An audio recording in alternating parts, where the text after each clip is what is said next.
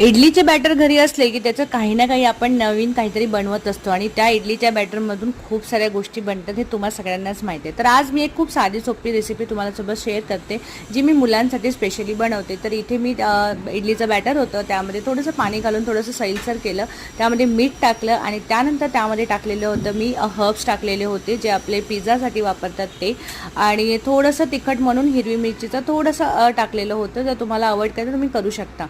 तर हे सगळं टाकून छान मिक्स करून घेतलं आणि त्याचे मस्त छोटे छोटे असे गरमागरम अप्पे करून घेतले होते.